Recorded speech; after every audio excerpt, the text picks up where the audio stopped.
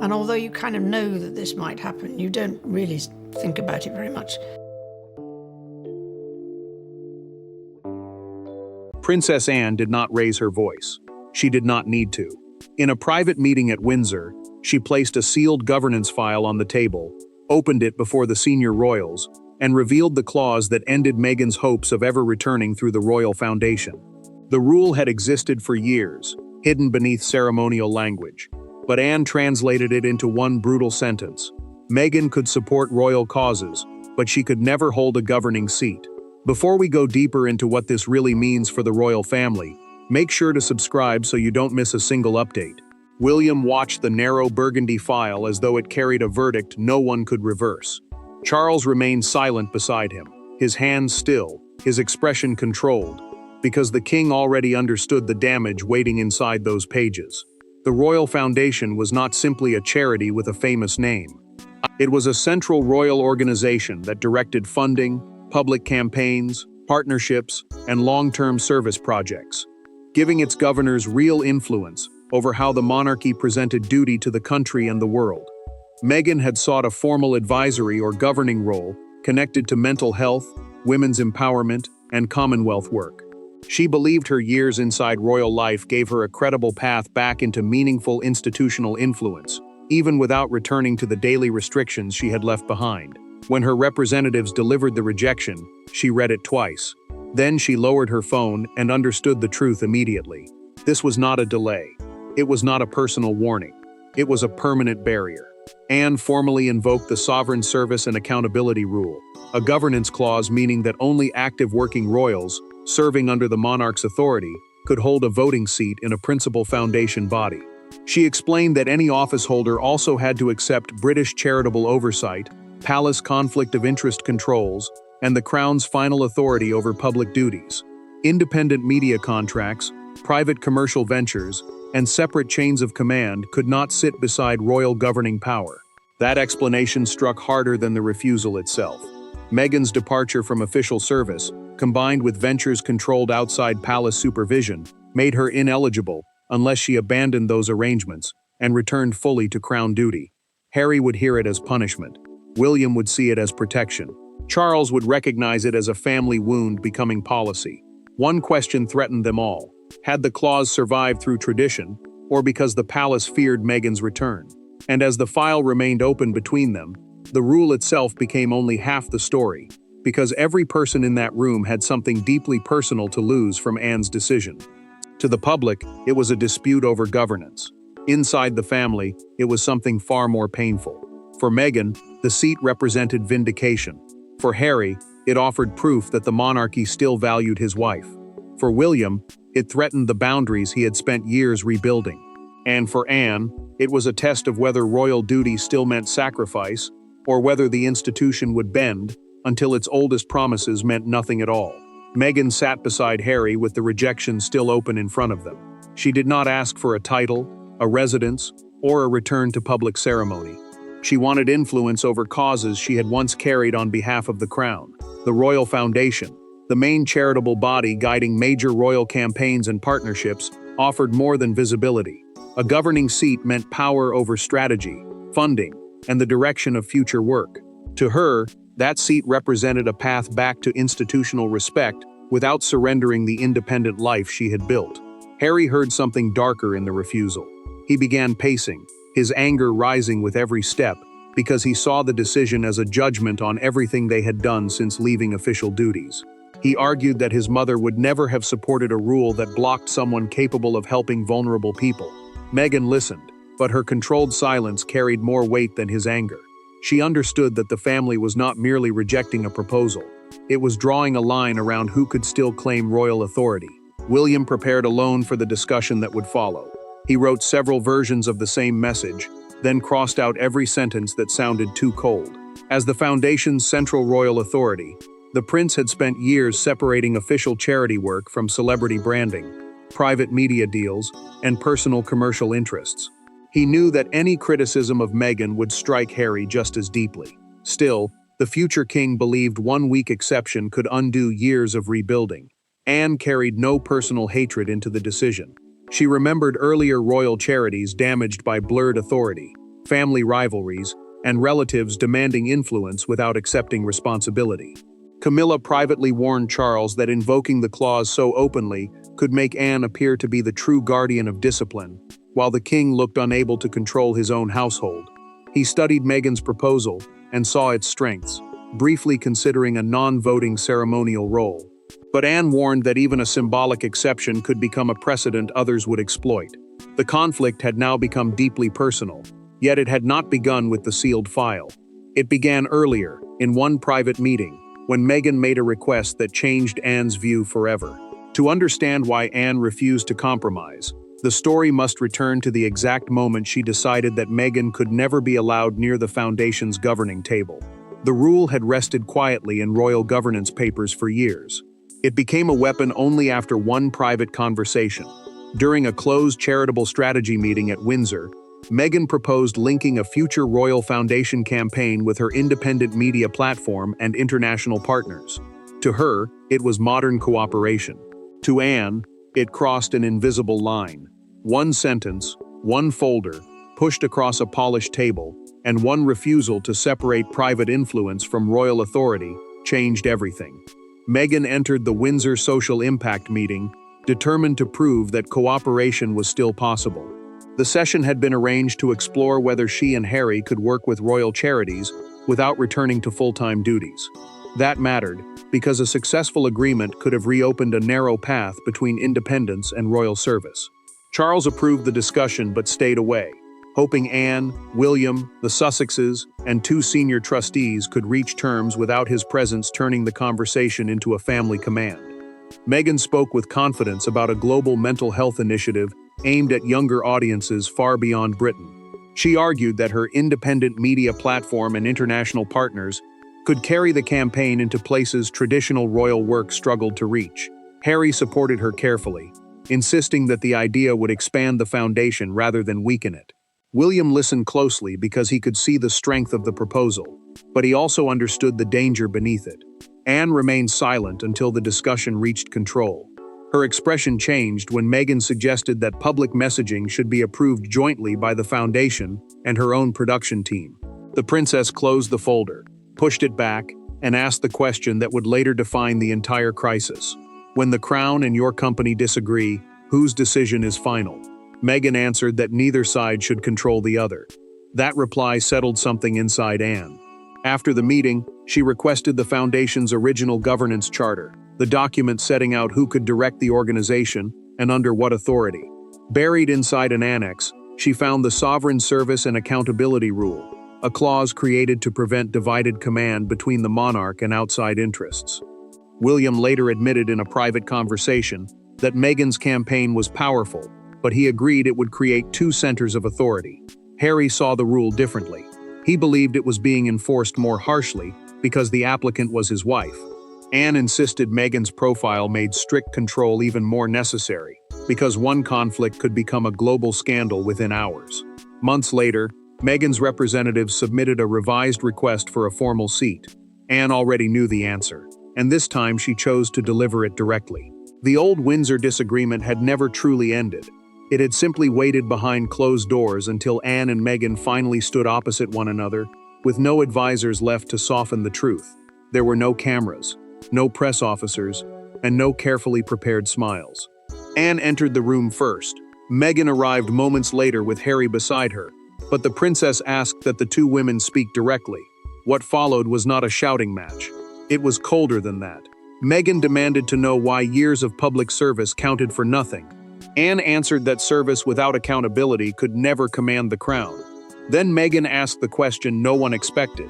Harry had insisted on the meeting because he believed his wife deserved more than a rejection passed through lawyers, aides, and foundation administrators. William remained nearby but outside the room, while Charles authorized Anne to explain the decision because she had formally invoked the rule. The governance clause, a binding rule controlling who could direct the foundation, had now become the line neither side could cross without changing the monarchy's entire chain of authority. Meghan spoke first. She reminded Anne that she had represented the royal family under extraordinary pressure, supported major causes, and reached audiences the institution had struggled to engage for decades. She argued that the work had mattered, that the people helped by it had mattered, and that none of that should disappear because she no longer lived inside palace control. Anne listened, then replied that visibility was not the same as constitutional service. A governing seat required obedience to collective decisions, even when those decisions clashed with personal ambition. Meghan opened her bag and placed a prepared document between them. It offered to waive payment, reject commercial sponsorship within foundation work, and submit to annual conflict reviews. Anne did not touch it. The princess explained that money was never the real barrier. Divided allegiance was. Meghan remained accountable to her own organization, while foundation governors had to be removable by the royal structure they served. That answer sharpened the room. Meghan asked whether the rule would disappear if she and Harry returned to official duties. Anne confirmed that eligibility could technically be restored, but only through complete service under the crown, not a selective arrangement built around chosen causes. Then came the question Anne had expected but hoped to avoid. "Did William ask you to refuse me?" Anne answered carefully. The decision was hers, supported by the charter, but William had been given the chance to challenge it, and he had refused. Harry entered after hearing the tension rise beyond the closed door. Meghan told him exactly what had been said. His anger shifted instantly. Anne was no longer the only target. William had possessed the power to intervene, and had chosen not to use it. Anne had delivered the rule, but the power to preserve it rested elsewhere, and Harry was about to discover exactly who had chosen duty over reconciliation. Harry expected to find Anne standing alone behind the decision. Instead, he found William. The future king had not written the rule, and he had not delivered the rejection, but he had been given one final opportunity to suspend it. He declined. When Harry confronted him in a narrow Windsor corridor, William did not defend himself with anger. He simply said that a foundation carrying the royal name could not answer to two families, two offices, and two competing futures. Harry stopped him near the private library and accused his brother of hiding behind Anne because he did not want the world to see him personally rejecting Meghan. William absorbed the accusation without raising his voice.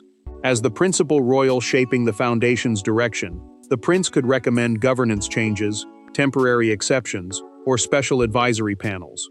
Charles could also request a formal review, meaning a fresh examination of the decision, but the king had refused to interfere with an institution increasingly tied to William and Catherine's future reign. William told Harry the restriction was not punishment. He insisted he would apply the same rule to any relative seeking influence without accepting the discipline of official service. Harry rejected that explanation immediately. To him, every mention of accountability sounded like a polished excuse for exclusion. Meghan had offered experience, global reach, and years of charitable work. Yet the family was still treating her independence as a threat. Harry stepped closer and demanded that William look him in the eye and say Meghan was not worthy of the seat. The prince paused. The silence lasted longer than either man expected. Then he answered with painful calm. Worthiness was not the test. Accountability was. William revealed through that private conversation that foundation trustees had warned him about major donors withdrawing if royal decisions became entangled with entertainment contracts, political commentary, or competing international organizations.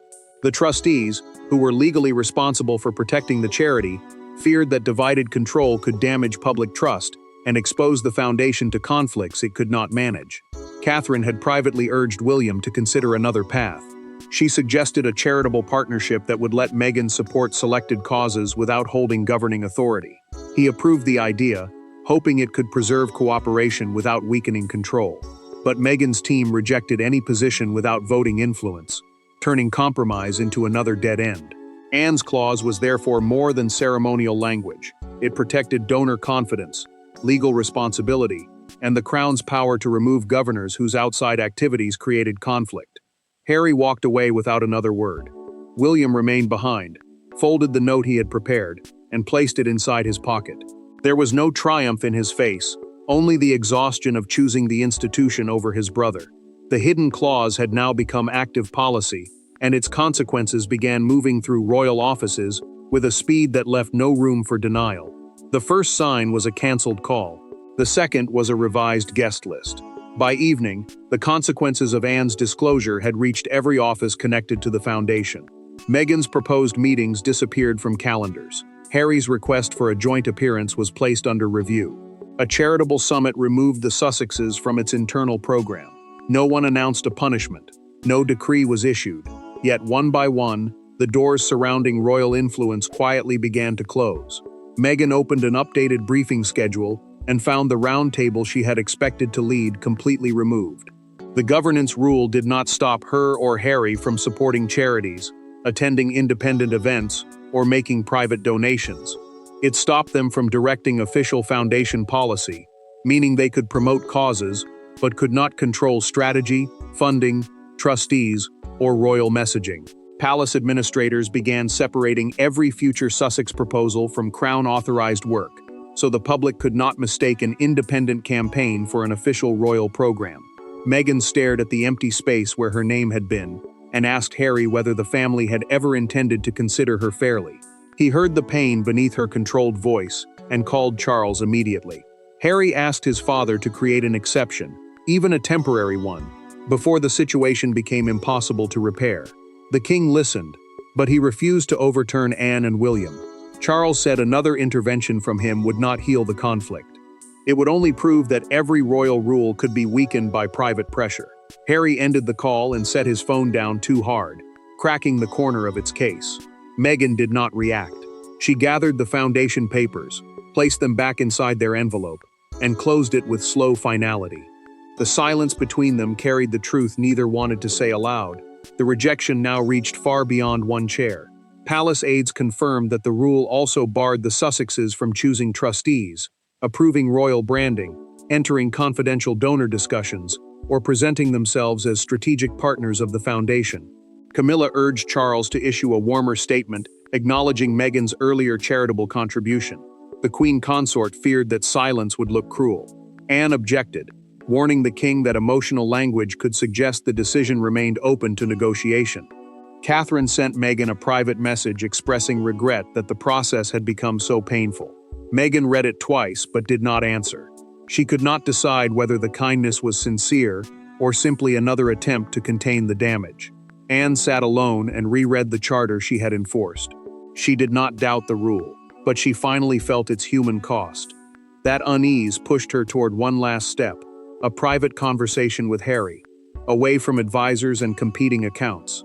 The institutional battle was over, but Anne knew the family wound remained open, and only a conversation without witnesses could decide whether it became permanent. Anne met Harry without lawyers, aides, or foundation officials. There was no file on the table this time, only 2 cups of tea slowly growing cold between an aunt and a nephew who had both spent years defending different versions of duty. Harry expected another lecture about protocol. Instead, Anne told him the truth the family had avoided. Meghan was not being excluded because she lacked talent. She was being excluded because the monarchy no longer trusted divided loyalty. Anne had asked him to meet before he left Britain, and both agreed that nothing said would be passed through their teams. She spoke not as a foundation authority, but as the aunt who had watched him struggle with royal life long before Meghan entered it.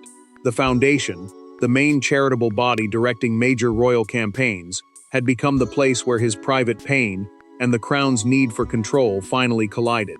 Harry told Anne the rule confirmed his deepest fear.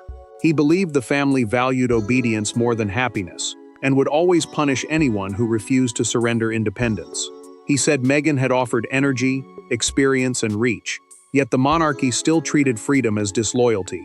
Anne listened without interruption, then answered that freedom and royal authority could not be combined only when convenient. He and Meghan had chosen independence, but they still wanted the influence attached to the institution they had left. Harry looked away and finally admitted what the seat truly meant. He had hoped it would give Meghan one piece of royal life that had not ended in rejection. That confession changed the conversation. Anne's voice softened, but her position did not. She revealed during that private exchange that she had once argued against removing him entirely from several charitable connections, because she believed his commitment to veterans and mental health remained genuine. Anne also disclosed that William had supported a non-governing partnership for Meghan, while Catherine had encouraged direct cooperation on early childhood and family well-being projects. A non-governing partnership meant she could contribute to selected causes without controlling policy, trustees, or funding.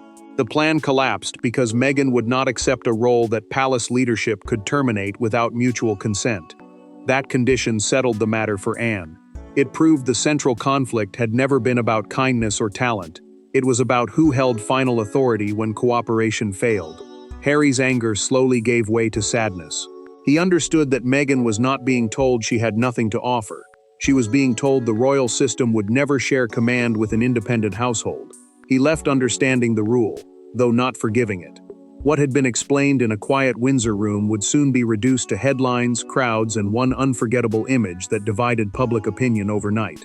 By sunrise, the rule Anne had revealed was no longer hidden inside palace files. It was splashed across front pages, dissected on breakfast television, and debated outside royal gates. Supporters called it necessary protection. Critics called it exclusion disguised as governance.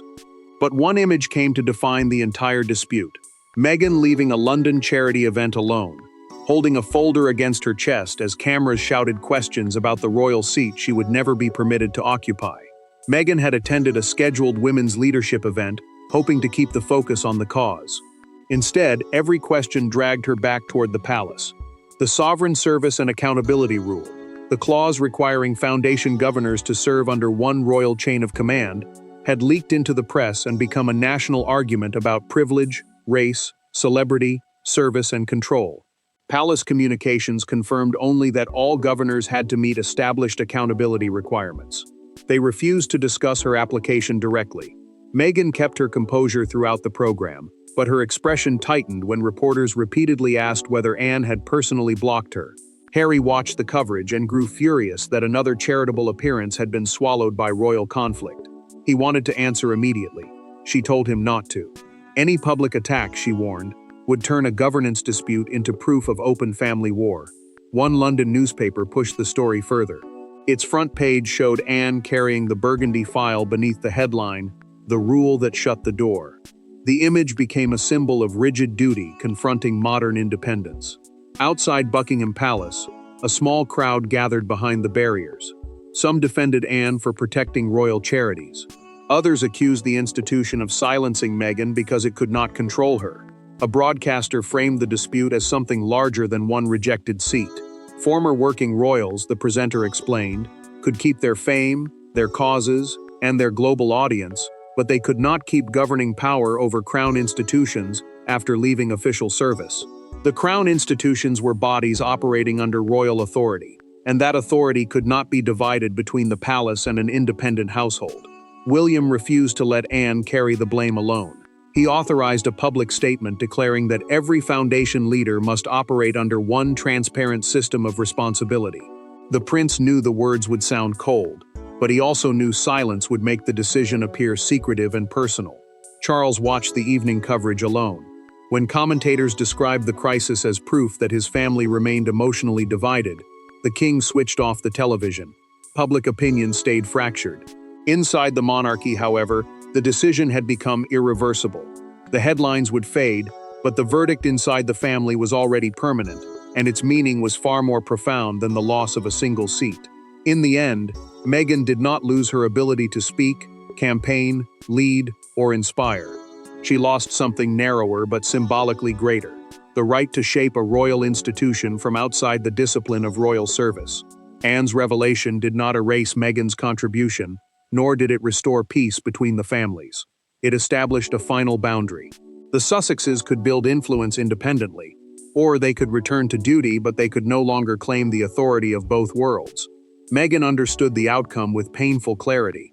As long as she remained outside active royal service and continued controlling independent media and commercial ventures, she would never hold a voting or governing seat within the royal foundation. That institution, the central charitable body directing major royal campaigns, would remain closed to her at the level where strategy, trustees, funding, branding, and confidential decisions were controlled. She could still support causes, attend selected initiatives, and cooperate with charities, but she could not command policy in the crown's name. Meghan decided not to pursue a ceremonial position.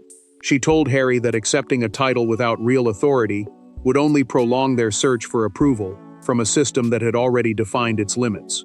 He finally accepted that the foundation could not become the bridge back to royal life he had imagined. Though deeply hurt, Harry stopped pressing Charles and William for an exception, because every appeal now led to the same answer. Meghan placed the rejected proposal inside a drawer instead of destroying it. The gesture carried both pride and finality. She had offered something serious. The palace had rejected it. Neither side could pretend otherwise. William approved a separate framework, allowing independent organizations to collaborate with royal charities without receiving governing power. The prince protected cooperation, but he also protected command. Anne then closed the Burgundy file and returned it to the Royal Archive, the official collection where important crown records were preserved. She did not celebrate. She understood that defending the monarchy sometimes meant becoming the person blamed for enforcing its hardest boundaries. The rule had never been about whether Meghan possessed intelligence, compassion, or influence.